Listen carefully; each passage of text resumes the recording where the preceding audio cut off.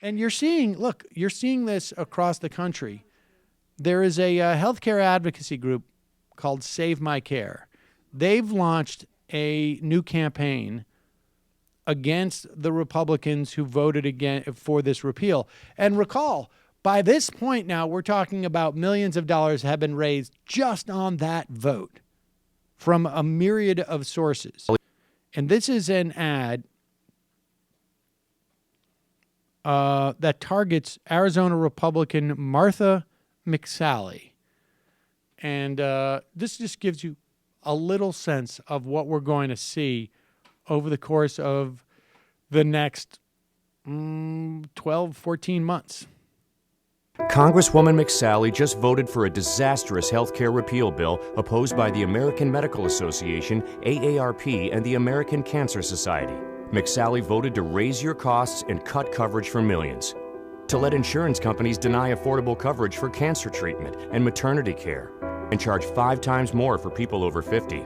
McSally voted yes, even though the bill makes coverage completely unaffordable to people with pre-existing conditions. Congresswoman McSally, how could you do this to us? You know what's amazing about that ad?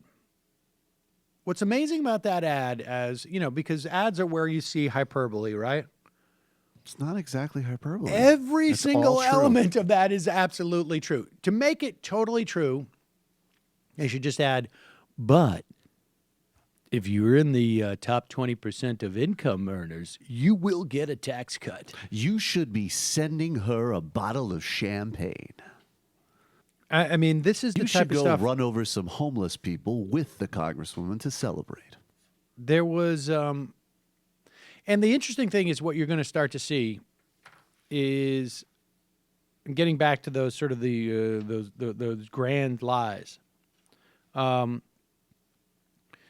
going to say they're not kicking people off of Medicaid. But the reality is, I mean, this is pretty basic stuff, folks.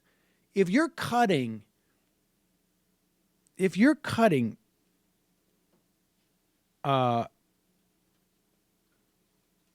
hundreds of millions of dollars, billions of dollars from Medicaid over the course of 10 years, 1/4 of Medicaid's budget, and then on top of that, block granting it. Of course you're kicking people off of Medicaid. Of course you are. There's no doubt. The other big thing they want to talk about is that is pre-existing conditions. I'll tell you why you're going to hear a lot about pre-existing conditions. Because the tricky thing about healthcare is that you don't realize how crappy your health insurance is until you need it. And a very small percentage of people actually need their health insurance to that degree, right? Where you hit a lifetime cap or an annual cap. There's a lot of people out there, but in terms of the population at large, that's why I think it was so hard to sell the Affordable Care Act. You know, losing coverage, for having your kids on there till they're 26. People are going to bum out about that. But the pre-existing conditions, there are anywhere from, and I've seen wildly divergent numbers, anywhere from 4 to 20 million, maybe 35 million who have so-called pre-existing conditions. And the reason why that's such a wide fluctuation is because of what health insurers consider pre-existing conditions. But this is going to be a big deal because the Republicans claim that we're not preventing people who have pre-existing conditions from getting health insurance, but the costs are. The costs are. So, A, if you lose your coverage at any point, and everybody in this office has lost their coverage at one point, has gone through gaps where there has been no coverage. You haven't had that? No. You never lost your coverage when you switched jobs? No, I always got COBRA, but it's at an extraordinary expense. Oh, okay. All right. So I went through a period where just the Cobra couldn't do it. I had it for the kids, just a short period of time. If you lose your coverage, to get covered again, you have to pay a massive penalty on top of the already inflated expense that you're going to have because you have a pre-existing condition.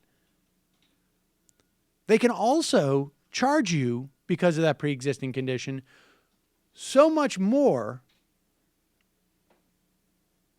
that it could be prohibitive in and of itself. And they have an incentive to make that coverage prohibitive, because if you thought your Cobra was expensive then, now if they increase the cost that it would be for you to maintain your coverage, they're guaranteed that by the time you come back, you're going to pay that much more.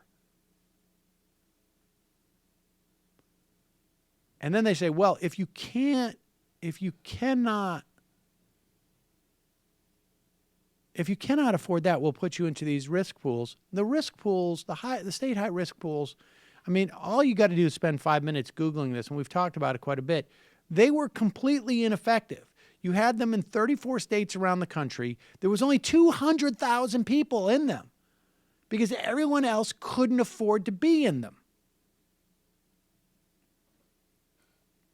And per capita, they actually are going to have less amount of money available for these things than they did back in 2000. I think 10 was probably the year that most of them were shut down. Hi, folks. It's Sam Seder. You know me from just a minute ago.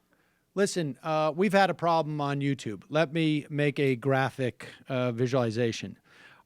Back in March, our revenue and the ads that were monetized was a lot, like here. And now, over the course of actually within a day into April, it's down to about here. Now, this is just a artist rendering, but that's basically it. We were here, and now we're here. That's because of some YouTube thing where advertisers were concerned on being on hate sites. And of course, we're a news organization that sometimes talks about hateful people, and we got caught up in their algorithm. I thought it would be fixed by now. It's not. We need your help to keep giving you free content on YouTube. We don't have the advertiser support that we had even back, here. So we're looking for your help. Go to our Patreon site, give a couple of bucks. Literally, you could give a couple, and it would be very helpful. Head over there. Here's the link right here or down there. It's somewhere around here. Find it and go help us out. Thanks so much. Enjoy the rest of the show.